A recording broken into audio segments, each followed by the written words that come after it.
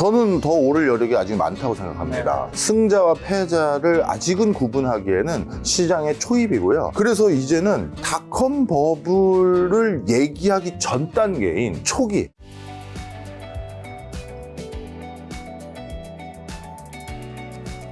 그래서 요즘 보니까 비트코인, S&P 500, 코스피, 안전자산, 위험자산 상관없이 동시에 오르고 있단 말이죠. 이러한 동반상승 원인은 뭐고 끝물인가? 네. 아니면 버블은 원래 끝이 알 수 없으니까 네. 가지고 가야 되나? 어쨌든 원인이 뭐죠? 이거 왜 다 올라요? 네, 조금씩 오르는 원인의 차이는 있습니다만 그 근저에 깔린 거는 전 세계적으로 뿌려지고 있는 유동성의 공급, 이게 가장 큰 이유 중에 하나입니다. 사실 상식적인 거죠. 경제 교과서에서 나올 정도로 돈이 많이 뿌려지면 돈의 가치는 떨어지고 상대적으로 투자 자산들의 가치가 올라갈 수밖에 없습니다. 그렇죠. 뭔가 유동성이 공급됐는데 이 돈들을 가만히 놀리고 있으면 다 손해잖아요. 그러다 보니까 기관도 개인도 또 기업도 이 돈을 어딘가는 다시 굴려야 내가 상대적 손실 그리고 상대적 빈곤을 막을 수가 있는데, 그러다 보니 이 돈들이 주식시장으로도 흘러가고 부동산 시장으로도 흘러가고 또 금과 또 비트코인으로도 흘러가게 되는 것입니다. 따라서 요즘 주변에 다들 내가 사실 몰랐는데 투자에 재능이 있더라고 하는 분들이 많아지는 가장 근저의 맥락은 계속 공급되고 있는 유동성, 이렇게 보시면 될 것 같고요. 그 다음에 이 유동성의 차원에서 한 가지 플러스 알파로 투자하는 사람들에겐 긍정적인 신호가 이제 본격적으로 금리 인하 기조에 들어설 거 아니겠습니까? 10월에 또 있죠, FOMC가. 그럼요. 그리고 트럼프가 이미 어느 정도 강경 노선을 취하고 있는지 이번 봤잖아요. 연준을 쥐고 흔들어대는 모습들을. 그리고 내년 5월쯤이면 이제 파월 연준 의장도 임기가 만료되고, 그럼 이거 트럼프 입맛에 쏙 맞는 사람을 내년부터 앉혀놓고 이 내년에는 미국이 마이너스 금리하는 거 아닌가 이런 생각이 들 정도로 고강도 금리 인하가 생길 것 같은데, 이 역시도 돈값을 떨어뜨리는 대표적인 제스처이기 때문에 당연히 투자 자산 시장에는 높은 상승 여력을 가져다 줄 수밖에 없는 겁니다. 이게 가장 근저에 깔린 거고요. 거기다가 개별적으로 오르는 요소들은 좀 차이가 또 하나 더 있어요. 일단 금과 비트코인은 세계적으로 높아지고 있는 불안전성에 대한 어떤 대안, 이렇게 보시면 됩니다. 예를 들어서 불안전성이라고 하면 지금 끝나지 않고 있는 전쟁들, 러우 전쟁을 비롯해서 그 다음에 중동발 전쟁, 중동에서는 이스라엘이 다시 카타르를 공격하지 않나, 오히려 확전의 분위기도 있는 게 사실이었고요. 그 다음에 국가 간의 전쟁은 아니고 국내적인 소요들이 많았습니다. 대표적으로 네팔은 총리가 빤스바람으로 돌아다니질 않나 쫓겨가지고요. 그 다음에 인도네시아에서도 지금 난리가 났었고요. 그 다음에 필리핀이 대규모 시위가 지금 예고되어 있습니다. 곧 우리 할 거다. SNS로 필리핀의 MZ세대들이 우리 언제 결집하자, 이걸 이미 공고를 했어요. 그 다음에 프랑스도 이 15시간 만에 내각이 지금 해산을 다시 했거든요. 이런 모든 것들은 국내적인 소요가 많아지고, 이런 거는 언제 폭도로 바뀌거나 쿠데타로 바뀔지 모르는 거잖아요. 그래서 자산가들 입장에서는 이럴 때 가장 안전지향적인 것으로 포트를 더 짤 수밖에 없습니다. 그게 바로 이제 금과 비트코인이라고 할 수 있겠죠. 그 다음에 요즘은 전 세계적으로 산업 패러다임이 근본적으로 바뀌는 시점입니다. 그래서 저도 지금 하고 있는 프로젝트 2개가 업의 정의를 다시 내리는 거예요. 우리 업의 본질은 뭘까요를 물어보는 회사가 2군데가 있었어요. 하나는 보험회사고요. 하나는 우리로 따지면 요즘은 이런 표현 많이 쓰죠. 모빌리티. 이쪽이 우리가 과연 이 자율주행 시대, 로봇 시대, 그 다음에 인공지능 시대에 우리 업을 이렇게 과거처럼 할 수 없을 것 같은데, 그렇다면 우리 업의 본질은 어떻게 바뀌는지 거기에 대해서 진단해 주시고 하면서 하는 프로젝트가 있거든요. 이제 그런 것들은 전부 미래에 대한 새로운 기대감과 내러티브를 만듭니다. 그랬을 때 항상 미래가 바뀔 때는 판도가 바뀌고 가장 치고 나가는 기업의 서열이 바뀌는 거거든요. 그러다 보니 S&P 500이라든가 코스피라든가 이런 부분에서 미래를 그려갈 것 같은 회사들에 대해서 지금 선망의식도 생겼고 돈이 거기 또 몰리는 거죠. 이런 것들이 다 지금 동시다발적으로 맞물리다 보니까 어떤 이유로든 투자한 사람들이 내가 요즘 하는 것 같아 이런 소리 많이 하시고, 가장 안타까운 게 가장 보수적인 투자자들이에요. 현금 가지고 예금하신 분들. 맞아요. 정기 예적금 같은 거밖에 뭐 난 믿을 거 없고 난 이런 거밖에 몰라. 한 푼 두 푼 모아야지 하시는 분들만 솔직히 좀 송구한 표현입니다만 상대적 박탈감에 시달리죠. 예. 뭐 1년 냉큼 모아서 받은 이자율이라는 게 5%도 안 되는 수준이니 이거는 뭐 지금 어느 종목을 투자해도 한 일주일만 들고 있어도 나올 수 있는 수익이 돼 가깝다. 이렇게 얘기해도 과언이 아니잖아요. 그러니까 뭐 그런 상황인 거죠. 지금 만약에 이제 이런 거 상대 박탈감에 뭐 이제 사실은 한국에 어쨌든 서울의 부동산도 오르고 있으니까요. 이 중에서 들어간다면 어디에 좀 더 관심을 가지는 게 좋을까요? 한국 주식, 미국 주식, 금, 비트코인, 부동산. 상승률이라는 여력으로 따졌을 때는요, 주식시장에서 앞으로 분위기 타고 있는, 진짜 날개 피기 시작한 종목 잘 선정해서, 거기에 투자하는 것도 수익률 차원에선 단기간에 높은 수익률을 그릴 수 있고요. 그 종목이 뭔지는 또 이따 얘기할 기회가 있겠죠? 그 다음에 또 한 가지는 지금 분위기로 봐서는 연말까지 비트코인을 비롯해서 가상자산 시장도 만만치 않은 흐름일 것 같아요. 그래서 이 두 가지가 수익률 차원에서 우리가 가장 관심을 둬야 될 부분이다. 그러니까 S&P, 코스피, 그 다음에 비트코인을 꼽을 수가 있고, 금은 저도 머리 굵어서 투자한 지가 한 20년이 넘었습니다만 이렇게 단기간에 무슨 주식처럼 급등한 건 처음 봤습니다. 따라서 야, 이거는 좀 금의 속성이라고 보기엔 너무 가파르게 오른다. 그래서 앞으로도 수익률 차원에서 이런 속도감을 계속 유지할 것인가 라고 했었을 때 이제는 약간 한 템포 속도 조절은 좀 있지 않겠지 하는 생각을 가지고 있고요. 그래서 지금은 비트코인하고 S&P 500이나 코스피 같은 종목 잘 고르는 거, 그 다음에 부동산은 내년 지방선거 전까지 뭐 사실 뚜렷한 대안을 지금 못 찾고 있어요. 예. 그리고 내년 지방선거가 그래도 또 중요한 선거들 아니겠습니까? 정치인들 입장에선 거기에서 괜히 삐끗했다가 줄줄이 낙선할 수 있기 때문에 고압적인 수준의 부동산 규제라든가 강압책은 전례로 봤을 때 지금 한국의 몇 차례의 정권들의 어떤 전례로 봤을 때 쉽게 못 내놓습니다. 그러면 숨고르기 들어가는 게 바로 지방선거까지는 숨고르기를 어느 정도 할 거로 보여지고, 그렇게 되면 지방선거까지 숨고르기가 들어가는데 그럼 그거 끝나고 나서는 정말 그 고율의 세금 부과하고 뭐 보유세도 높이고 뭐 이런 것들을 할 것이냐 했었을 때 그 다음엔 또 총선이거든요. 그럼 이제 국회의원 선거를 또 준비해야 되는 과정에서 유권자들 등 돌리게 한다? 정말 생각보다 쉽지 않을 거예요. 그래서 저는 태풍급 부동산 규제 그리고 억압정책은 안 나올 것이다. 하지만 지금 같은 불안감이 좀 있습니다. 너무 빨리 오르니 정부에서 뭐 하나 또 내놓을 것 같다. 그래서 상급지와 준상급지 중심으로는 추가적인 규제책 나오기 전에 지금 미리 사자. 뭔가 나올긴 나올 테니까요. 그게 태풍급은 아니지만, 그래서 그 매수 심리까지 동반되는 바람에 요즘 고공행진을 그려가고 있는데, 그래서 그런 흐름이 뭐 내년 지선 전까지는 계속될 것 같습니다. 요즘에 뭐 다 올라서 그런지 환율도 오르더라고요. 저 지금 며칠 전에 검색했다 깜짝 놀랐어요. 1420 얼마였던 것 같아요.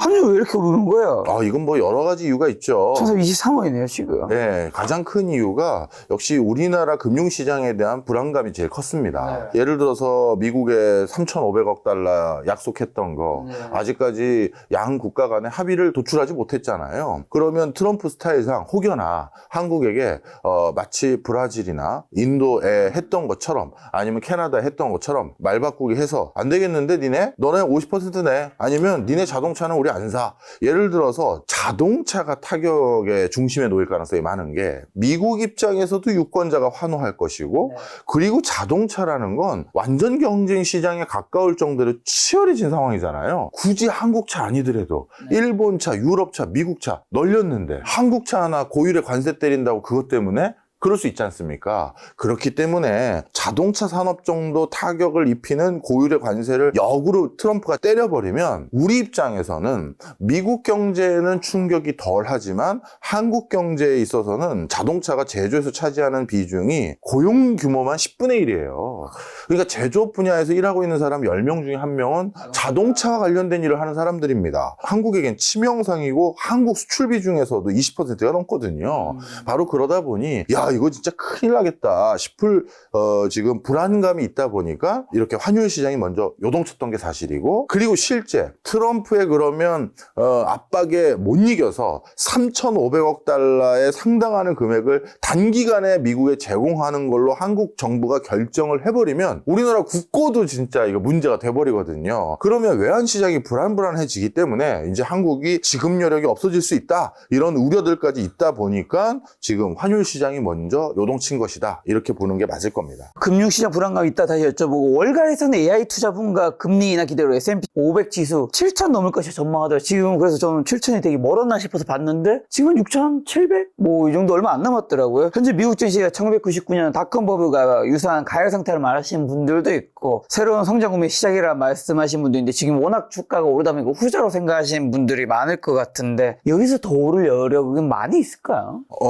저는 더 오를 여력이 아직 많다고 생각합니다. 승자와 패자를 아직은 구분하기에는 시장의 초입이고요. 이제부터 본격적인 경쟁 구도에 들어갔다, 이렇게 표현하는 게 맞을 것 같아요. 우리가 AI 부분에서 앞으로 어느 정도의 시장 파해를 예측해야 되는지도 계속 계산 산식이 달라지고 있어요. 왜냐하면 새로운 애드한 기능들이 부과되고 있고 AI를 기반으로 한 새로운 서비스 시스템이 첨가되기 시작했거든요. 그러다 보니까 파이를 스스로 더 키우고 있는데, 불과 한 1년 반, 2년 전에는 AI 그러면 우리가 그냥 챗GPT라고 불렀지 않습니까? 그렇죠. 그만큼 챗GPT가 대명사였고, 챗GPT라는 한 회사의 브랜드가 일반 명사처럼 사용됐던 것이 사실인데, 이제는 어떻게 됐느냐? 와, 완전 군웅할거로 가는 것 같아요. 구글이 후발주자였지만 전열을 가다듬어서 요즘 제미나이 써보면 옛날과 제미나이 달라졌는데, 이런 것들이 만만치 않은 수준이 됐고요. 구글도 워낙 총알이 많다 보니까 이제 제미나이 알리겠다고 구글 본체인 크롬 서비스에 연동해서 진행하는 서비스뿐만 아니라, 우리 당분간 구글에서는 제미나이 무료로 뿌려버릴게 하면,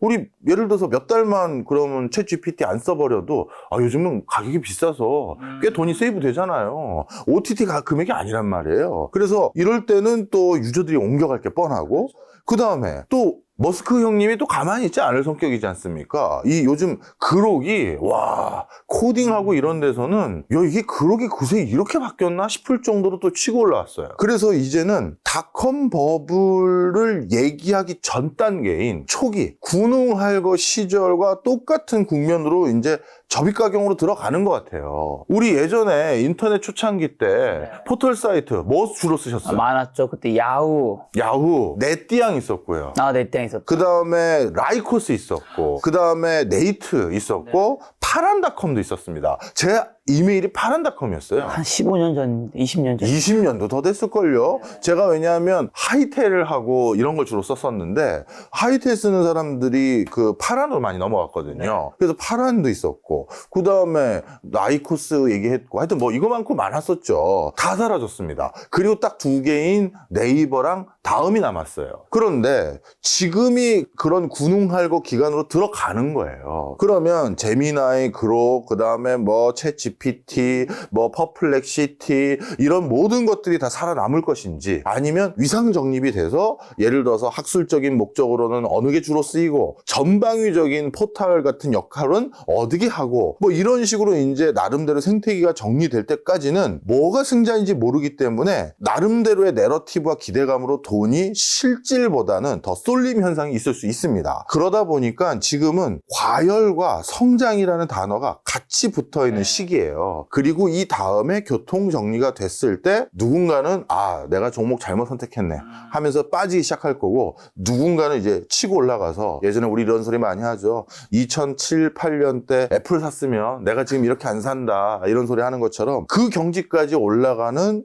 플랫폼이 생길 겁니다. 그래서 저는 이렇게 말씀드리고 싶어요. 금, 비트코인, S&P 500, 코스피 다 지금 뭐랄까요, 뛰어다니고 있지 않습니까? 그런데 나는 지금 박탈감을 가지고 있다. 아직 걱정 안 하셔도 됩니다. 오히려 본 게임이 시작될 AI, 그것도 내년부터는 AI 초기 단계인 온라인 분야의 AI를 가지고 아마 이제 치고 올라가는 종목들이 생길 거고요.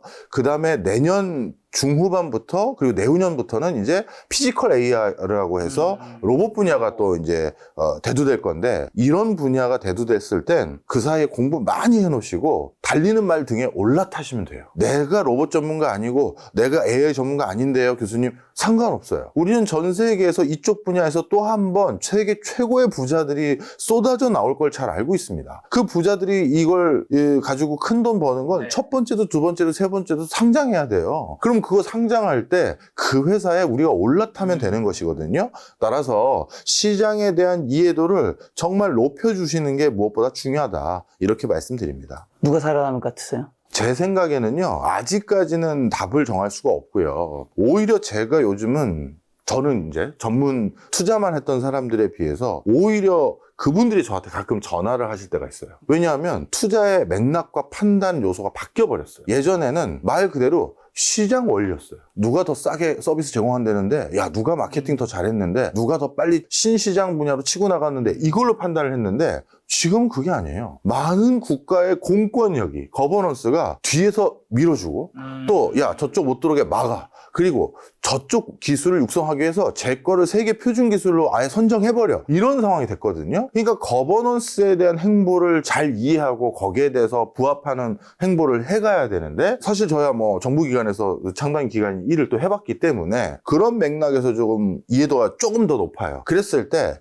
아직까지는 아무것도 결정된 거 없다, 이렇게 생각하시면 되겠고, 본 게임은 내년부터다. 그래서 각 회사가 가지고 있는 기술적인 요소들, 그리고 각 정부들이 가지고 있는 행보들, 이런 것들 기반으로 고민하시면 되고요. 제가 하나 구체적으로 얘기를 들면, 저한테 요즘 가장 많이 문의 들어오는 것은 스테이블 코인입니다. 왜냐하면 네이버, 두나무랑 인수합병을 했단 말이에요. 그러면 이제 네이버 어떻게 되는 겁니까? 두나무 어떻게 되는 겁니까? 스테이블 코인 시장은 어떻게 바라봐야 되나요? 이런 거 많이 물어보신단 말이에요. 그런데 이 시장이 부스트를 킬지 안 킬지는 정부에서 원화 스테이블 코인에 대한 지금 법규 만들려고 하잖아요. 그리고 두나무를 비롯해서 네이버, 이런 회사들의 금산분리라는 근본적인 우리나라의 산업정책을 완화해 줄 거냐. 그러면 이 얘기는 근본적으로 완화한다는 건 삼성이나 LG가 또는 현대차가 은행을 소유해도 된다는 얘기랑 똑같은 거거든요. 그러면 제조는 안 되고 가상자산이나 이런 테크 기업들만 일부 허용해 줄 건지, 이런 것들에 따라서 그 다음 행보가 달라지는 거예요. 그래서 그런 것들에 대한 관전 포인트를 꼭 같이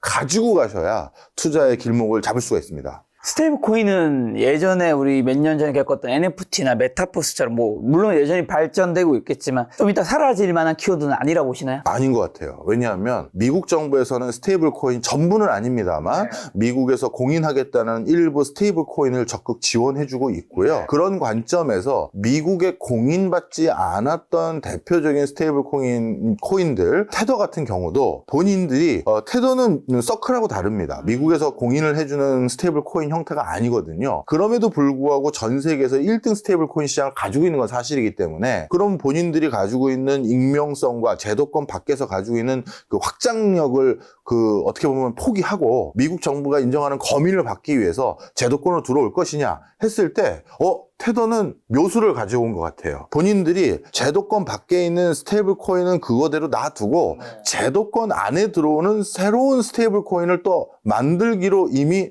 계획을 발표했어요. 그러면 이게 각 정부가 가져다주는 공신력의 위력과 힘이라는 게 이런 거거든요. 그러다 보니까 세계 최고의 스테이블 코인 회사도 움직임을 선회했고, 그리고 미국 공인을 딱 찍어주니까 서클이 치고 올라가는 수준은 어마어마하거든요. 뿐만 아니라 이더리움이라든가 다른 회사들도 우리도 스테이블 코인성 사업 모델을 하나씩 지금 제시하고 있는 상황이에요. 그러다 보니 이런 것들은 분명 이전에 NFT라든가 그리고 그 밖에 다른 코인들과는 달리 이미 정부가 먼저 선제적으로 이 시장 우리가 육성하겠습니다 발표를 한 거기 때문에 그 흐름과 기조가 사뭇 다를 거다, 이렇게 보시면 되겠습니다. 자, 다시 예를 들어서 그럼 AI 설비 투자가 향후 2년간 뭐 20% 감소할 경우 S&P 500갭이 EPS 주당 순이익이 감소할 수 있다는 경고도 있던데, AI 투자가 예상치 못해 꺾일 가능성은 없나요?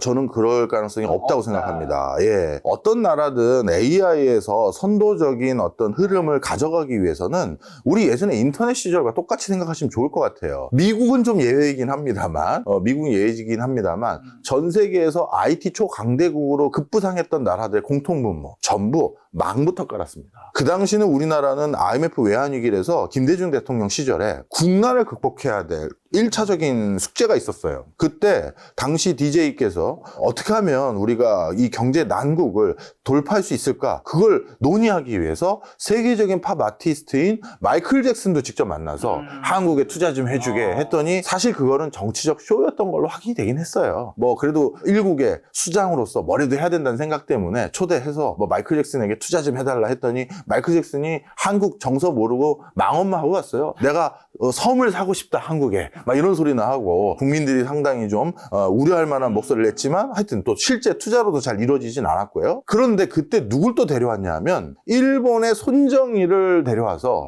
얘기를 나눴습니다. 우리 한국이 어려운 상황인데 자네는 최고의 전 세계 갑부 중에 하나가 됐고 일본 최고의 갑부 중에 한 사람이 됐는데 우리가 지금 뭘 해야 되느냐 그랬더니 그때 손정희 회장이 내가 세 가지를 말하겠다 해놓고선 뭐라고 했냐면 첫째도 브로드밴드, 둘째도 브로드밴드, 셋째도 브로드밴드다. 망가세요예요. 앞으로 본격적으로 인터넷 시절이 창궐할 텐데 그런데 그게 발달하고 거기에 투자하고 거기에서 새로운 기업들을 육성하기 위해서는 기업들이 뛰어놀 수 있는 아주 쾌적한 터전을 만들어줘야 되잖아요. 그런데 계속 모뎀 쓰고 있어서 그거 되겠느냐. 바로 초고속 인터넷망 이걸 깔아줘야 그걸 기반으로 사업을 하겠다는 사람들이 아이디어도 편하게 내고 그쪽 분야에 투자도 생기고 하는 거 아니냐. 그래야 경제가 돈다는 얘기를 해준 거거든요. 지금이 바로 그 순간입니다.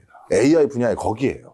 그러다 보니까 우리나라에서 최근 잘 나가는 기업들 중에 대표적인 기업군이 바로 이 미국에서 에너지 설비 깔 때 그때 변전기, 변압기 납품하는 회사들 그 다음에 전선이나 이런 것들 납품할 수 있는 회사들이 또 각광을 받고 있는 게 사실이고 자 그래서 아직까지는 AI의 본격적인 우리가 활용이 미국을 비롯해서 전 세계에서 제대로 아직 하고 있는 나라도 없어요. 오히려 AI 이용률이 미국인들보다 한국이 더 높고 빠릅니다. 우리는 항상 뭐든지 빠르잖아요. 그러다 보니 미국인 전체가 AI를 생활 속 깊숙이 쓰기 위한 거는 아직 시작도 안 했는데 AI 설비 투자를 줄인다? 아 이건 미국이 AI 포기한다는 시나리오밖에 안 되는 거고요. 저는 그래서 이건 말이 안 된다. 그래서 당연히 이런 일은 일어나지 않을 것이다. 오히려 미국의 주가가 빠지는 건 다른 요소가 있을 수는 있지만 AI 설비 투자는 앞으로 정해진 미래입니다. 다른 요소는 뭐 예상치 못하는 요소인 건가요? 예상치 못한 요소들이 많죠. 미국도 그렇고 전 세계적으로 앞서서 말씀드린 것처럼 소요가 많이 일어나요. 세상에 그 다른 주 정부를 지키고 있는 군인을 다른 주, 조지아주로 보낸다든가 이게 무슨 내란일 때 일어나는 일이고 바로 이 내란을 저지하기 위한 미국의 법규가 있어요. 그래서 주지사들이 중앙정부에 전화해서 예를 들어 우리 군인 좀 보내주세요. 여기 폭도가 일어났습니다. 했던 게 최근 30년 동안 한 3번, 2번 그런 요청이 LA 지역에서 있었어요. LA 폭도 일어났을 때. 그런데 지금 또 그런 일이 일어나고 있는 거거든요. 그런 것들은 전체적인 그 국가 경제 위해소이니까 그런 부분에 대한 악재, 그리고 미중 간의 패권 전쟁을 둘러싸고 있는 악재들, 그리고 각 국가와의 관세 협상과 관련된 악재들, 이런 대외적이고 거버넌스적인 악재는 있을 수 있어도 지금 산업계는 앞만 보고 달려가고 있습니다. 진짜 앞만 보고 달려가고 있고 요즘처럼 빨리 달리자라고 다시 전열을 가다듬고 달리기 시작한 적이 닷컴 붐이 일어났을 때 그때 말고는 제가 본 적이 없습니다. 근데 요즘에 증시 상승이 유동성 때문에 얘기해 주셨는데 그게 가장 큰 역할이 금리 인하일 텐데 연준 10월에 금리 인하 굉장히 큰 관심사인데 어떻게 전망하시며 연준 금리 인하가 이번에도 다시 본격화된다면 증시는 골디락스 장세에 진입하는 건가요? 금리 인하가 한 번 더 이루어지면 진짜 골디락스 장세에 진입을 할 가능성이 굉장히 높죠. 10월에 하나요? 저는 개인적으로 지난번에도 해서는 안 됩니다. 그런데 왠지 할 것 같아요라는 입장을 했거든요.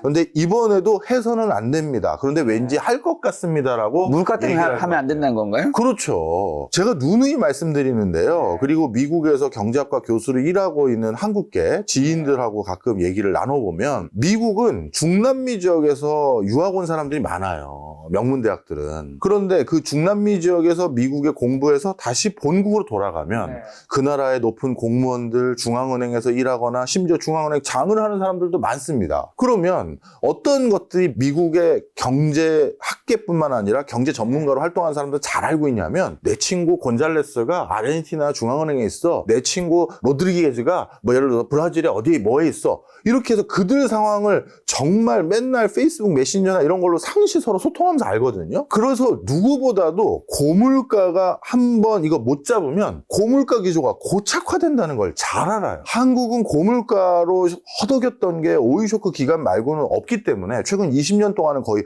저물가 기조였기 때문에 그거에 대해서 인지를 잘 못하는데 한번 고물가가 고착화됐다라고 해버리면 그 뒤부터는 이게 국가 경제 성장률이 치고 올라가지 못하게 막는 발목이 됩니다. 뭘 해도 고비용 구조가 고착화된다는 얘기거든요. 자, 그럼 다시 돌아와서 그걸 잘 알고 있는 누구보다도 잘 알고 있는 게 미국의 전통적인 경제 관료들인 연준의 위원들도 그 중에 있는데 이 사람들 입장에선 그래서 목표가요. 본인들이 얘기했던 2% 물가 상승률을 찍고도 상당 기간 유지해야지만 자 이제는 아무도 이견 없으셨죠?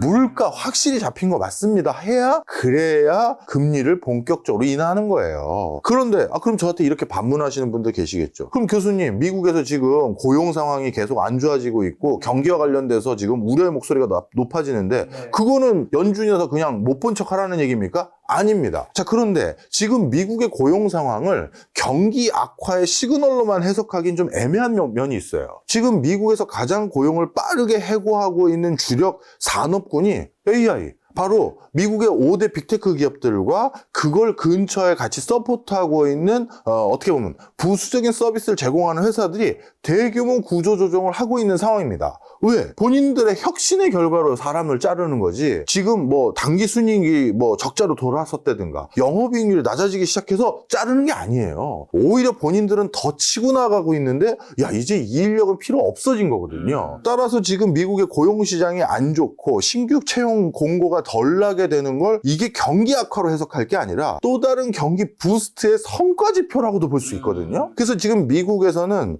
회사를 평가하는 전통적인 지표가 바뀌었어요. 예를 들어서 김작가닷컴이라는데 어디 회사가 예전에 투자한다 했을 때 김작가닷컴은 매출이 얼마입니까? 저희 한 1,000억 정도 합니다.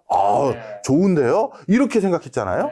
근데 이제는 하나를 더 물어봐요. 몇 명이 직원이세요? 1,000억 하는데 저희 1,000명이 있습니다랑 1,000억 하는데 저 1인 기업인데요. 지금 미국엔 그런 회사가 있습니다. 1인 기업인데 1,000억 한다? 이게 더? 임팩트 있죠. 그렇죠. 다 먹는 거니까. 그렇죠. 그리고 나머지는 투자하면 주주들하고만 쉐어할 게 있지 뭐가 더 있겠어요. 자, 그러다 보니 지금은 성과 지표가 인당 얼마입니까? 라는 걸로 변화되면서 성과를 그걸로 잡는데 그런 흐름으로 바뀌어가고 있는데 고용을 유지하는 기업? 아직도 저 기업은 구태의연하네. 이 시그널마저 들 수가 있는 거예요. 자, 다시 돌아와서 그래서 지금 미국에서 고용 지표가 자꾸 꺾이는 것을 무작정 네거티브하게 해석할 수 있는 여지도 아니거든요. 그러면 연준 입장에서는 지금 고용 지표가 안 좋아지고 경기와 관련돼서 여러 가지 우리가 그동안 참고해왔던 지표들 중에 뭐 신규 채용 그 의사가 있는지 뭐 이런 것들도 당분간 홀드되는 걸 나쁘게만 해석할 수는 없고 그럼 오히려 숙제인 본인들의 가장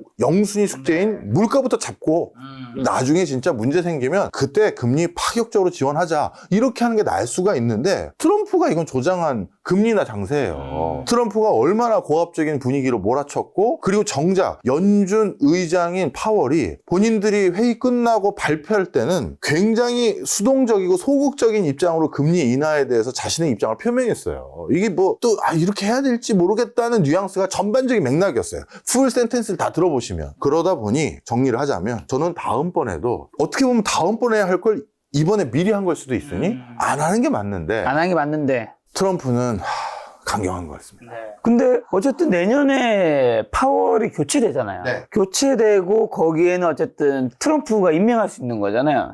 그 사람을 자를 수는 없지만 그렇기 때문에 사실 금리 인하의 방향은 완전히 결정되었다고 볼 수 있는 거 아닌가요? 웬만한 뭐 대통령이 이미 트럼프인 거고 트럼프가 그 방향으로 너무 강하게 얘기하고 있기 때문에 금리 인하를 앞으로 몇 번을 하느냐가 차이인 거지 금리 인하의 방향은 거의 사실상 이걸 100%라고 말하기도 힘든 상황이 아닌가. 아니라고 말하기 힘든. 맞습니다. 그래서 앞서 말씀드린 것처럼 금리 인하 기조가 기정사실화 돼버렸어요. 그리고 트럼프 입장에서는 지금 본인 숙제, 이게 지금 서로 자기 숙제 푸냐 정신이 없는 거예요. 트럼프는 미 정부의 재정 적자 해결해야 되고 국가 부채 문제 해결해야 되는데 여기에는 금리가 기준금리만 조금 인하해줘도 국채 이자 부담이 굉장히 경감되거든요. 그러니 본인 숙제 풀려고 지금 압박을 엄청나게 하니 그 숙제 안 풀리고 있고 미 재무부 입장에서는 2040년까지 미국 국가 채무는 더 늘어날 수밖에 없는 상황입니다라고 스스로 자조적인 보고서를 냈는데 그런 상황에서 당연히 고강도 금리 인하를 요구할 수밖에 없다. 바로 그 이유 때문에 요즘 증시가 또 달려가는 이유도 있다. 이렇게 말씀드린 거죠.